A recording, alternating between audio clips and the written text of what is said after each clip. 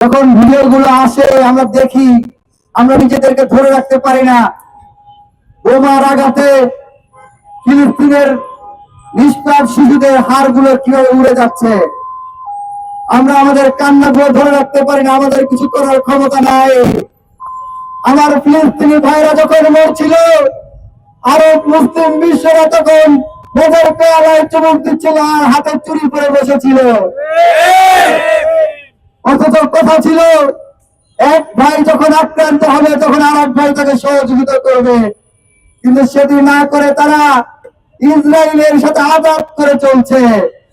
তারা ইসরায়েলের সাথে তেল ব্যবসা করে, মার্কিনদের সাথে তেল ব্যবসা করে। মুসলিম বিশ্বের উপরে কিভাবে নির্যাতন চলছে কাশ্মীর, আরাকান সহ সারা বিশ্বে, এই ধারাবাহিকতায় যুগের পর যুগ ধরে ফিলিস্তিনের উপরে বড় বড় গণহত্যা চালিয়ে আসছে ইসরায়েল। গত কয়েক মাসে প্রায় 50,000-এরও বেশি নর নারী শিশু শহীদ হয়ে গিয়েছে ফিলিস্তিনের শিশুরা ওই ইসরায়েলের বোমার আঘাতে। বাংলাদেশের সহ সারা বিশ্বের আলেম সমাজের কাছে আহ্বান জানাবো, আপনারা ফজরের নামাজে কুনুতে নাজেলা পড়ে আল্লাহর সাহায্য চান, কুনুতে নাজেলা পড়ে আল্লাহর সহযোগিতা চান, ফিলিস্তিনের মুক্তি কামনা করুন। আমরা এই প্রোগ্রাম থেকে ঘোষণা দিব, আপনারা দেখেছেন গত কয়েকদিন যাবৎ টানা বোমাবর্ষণ হওয়া সত্ত্বেও যেখানে সাংবাদিকরা বলছে এভাবে আর কিছুদিন চলতে থাকলে পৃথিবীর মানচিত্র থেকে গাজা মুছে যাবে, সেখানে আমাদের ইন্টারিম গভর্নমেন্টের পক্ষ থেকে এখন পর্যন্ত কোনো নিন্দা জ্ঞাপন করা হয় নাই, নিন্দা প্রস্তাব জানানো হয় নাই।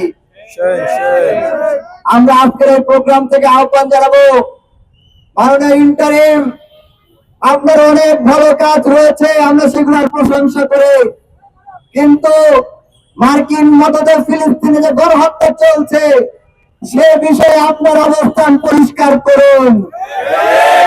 আপনি কি মার্কিনীদের পক্ষে নাকি বাংলাদেশের জনগণের পক্ষে সেটি প্রমাণ করুন। আপনি কি ফিলিস্তিনের নিপীড়িত মানুষের পক্ষে না ইসরায়েলের পক্ষে সেটির ঘোষণা দিন। রাষ্ট্রীয় ভাবে এই চলমান গণহত্যার নিন্দা জ্ঞাপন করুন। মুসলিম বিশ্ব সহ সকল শান্তিপূর্ণ দেশকে সাথে নিয়ে ফিলিস্তিনের স্বাধীনতার দাবিতে চলমান গণহত্যা বন্ধের পক্ষে ইসরায়েলকে চাপ প্রয়োগ করুন, তাদেরকে অর্থনৈতিকভাবে বয়কট করুন।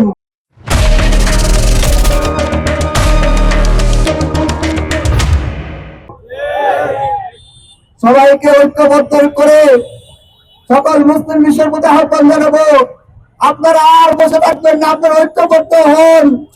আমার মুসলিম ভাইদেরকে, আমার নিরীহ নিষ্পাপ শিশু ভাইদেরকে উদ্ধার করুন। আল্লাহ সুবহানাহু ওয়া তাআলা আমাদেরকে সমস্ত প্রকার অপশক্তির বিরুদ্ধে মুসলিমদেরকে এক থাকতে বলছেন। আমরা ইংরেজিতে একটা প্রবাদ জানি, united we stand, divided we fall. আজকে মুসলিম জাতি যদি একত্রিত থাকতো তাহলে এক ইসরায়েল ফিলিস্তিনের উপর এরকম বর্বর নির্যাতন চালাতে পারতো না। আমাদেরকে দেখতে হতো না আমাদের ভাইয়ের লাশ বোমের আঘাতে আকাশে ভাসতেছে। আমি বাংলাদেশের সংগ্রামী বন্ধুদেরকে জানাই, বিভিন্ন শিক্ষা প্রতিষ্ঠানের বন্ধুদেরকে জানাই, আমরা আমাদের জায়গা থেকে আমাদের ভয়েসকে রেইজ করি, আমরা বিশ্বকে দেখাই দিই আমরা ফিলিস্তিনের পক্ষে আছি। পুরো বিশ্বকে জানাই, আপনারা যার যার অবস্থান থেকে ফিলিস্তিনের পক্ষে আওয়াজ তুলুন, ইনশাআল্লাহ বিজয় আমাদের হবে। ফিলিস্তিনে আমাদের ভাইদের উপর কিভাবে গণহত্যা চালানো হচ্ছে। ইসরায়েলি বোমা শুধুমাত্র ফিলিস্তিনি ভাইদেরকে আঘাত করছে না, আঘাত করছে বিশ্ব মানবতাকে। কিন্তু আশ্চর্যজনক ভাবে, দুঃখজনক ভাবে বিশ্ব মানবতার মোড়লেরা, বিশ্ব মানবতার ঠিকাদাররা এখানে নীরব। কারণ আমার ফিলিস্তিনের মুসলিম ভাইরা মুসলমান। আমরা বিশ্বকে জানিয়ে দিতে চাই, শহীদ সালাউদ্দিন আইয়ুবীর উত্তরসূরিরা এখনো মরে যায় না। ওমর রাদিয়াল্লাহু তাআলা আনহুর উত্তরসূরিরা এখনো পৃথিবীতে বিরাজ করে। ইয়াহিয়া সিনোয়ারের সিলসিলা আমরা বন্ধ হতে দিব না।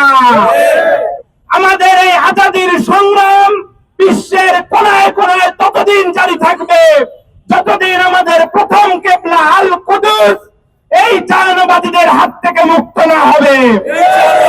বাংলাদেশের জনগণকে আমরা বলতে চাই, আপনারা ইসরায়েলি পণ্য বয়কট করুন, ইসরায়েলের দোসরদের, ইসরায়েলের এই গণহত্যার মদতদাতাদের পণ্য আপনারা বয়কট করুন।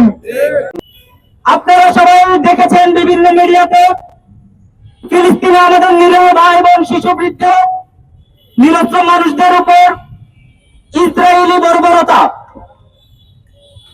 দিন থেকে দিন তারা আমাদের উপর, মুসলিমদের উপর, ফিলিস্তিনিদের উপর আগ্রাসনের পরিমাণ বাড়িয়ে দিচ্ছে। পুরো পৃথিবীর জন্য এটা একটা নেককার ঘটনা। ইসরায়েলকে অর্থনৈতিকভাবে, সাংস্কৃতিকভাবে, সামাজিকভাবে প্রতিটা ক্ষেত্রে আমাদের বয়কট করতে হবে। প্রয়োজনে যদি আমাদের এমন সুযোগ আসে তাদের সাথে আমাদের মুখোমুখি লড়াইয়ের, আমরা সেই সুযোগের মুখাপেক্ষী আমরাও লড়াই করে যাব ইনশাআল্লাহ।